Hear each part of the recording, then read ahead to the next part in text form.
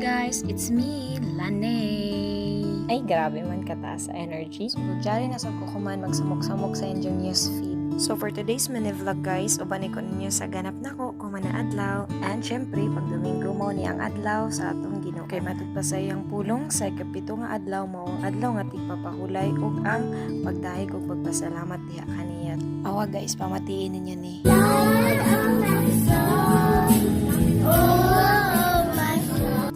Ganahan galit ko maminawan ni nga kanta kay ma-bless ko pa ma-realize na ako na sa kung sa panato ka makakasasala ang Ginoo andam na mo pasaylo og dili sa bingon nga nagsimba-simba ka perfect na ka. Ang purpose gani nga ni simba ta kundi mauna ang atong pagpangayo og forgiveness diya sa atong buhi nga Dios. Kay matod pa sa iyang scripture sa 1 John 1:9, if we confess our sins, He is faithful and just and will forgive us our sins and purify us from all unrighteousness. Ay hala, murag nagwali naman ko diri. So, mao nang it's easy for us to judge nga malang ta sa mga tao na simba-simba amura manggihapon, maldita manggihapon na si Jali bakira manggihapon.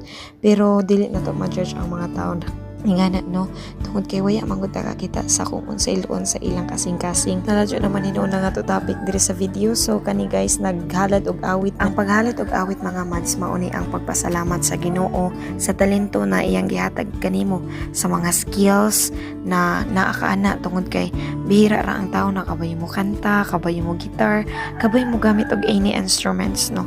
Mao na pasalamatan nato ang Ginoo sa mga kinaidya nga iyang gihatag sa atong kinabuhi. Kabayo sa mga mads kung unay nakagana kung mahimo kang Kristohano no. Bisan daghan ang mga pagsulay nga maabot sa imong life, gikuso-kuso na ka sa mga problema, sa mga utang, sa mga bayronon, pero naagihapon kay Ginoo na anda mo provide sa imong mga panginahanglanon. Aware ka ba nga mo provide siya, muhatag siya sa imo ug dili ka niya pasagdan tungod kay naa siya unconditional love. Faithful ang Ginoo mga mads once nga faithful pud ka sa pagpangalaga diha sa iya. Mutuon ka sa iyang Bible, magampo ka mintin, kagana mo gud sa feeling ng duol ka sa Ginoo. So sa diri na part mga mads mao ni ang pagpaminaw sa pulong sa atong buhi nga Dios kay ang atong lawas manggali manginanglan maganita og pagkaon kay para mo baskog ta.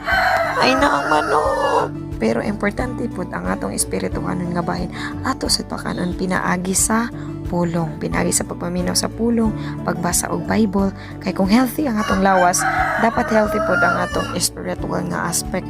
Kalagot sa manok, oy. Na-bless ka ayo mi sa pulong ni Pastor ug daghan kayo mi nakatunan. Kainan na. Syempre mga dyan yung pinaka-exciting part sa tanan no.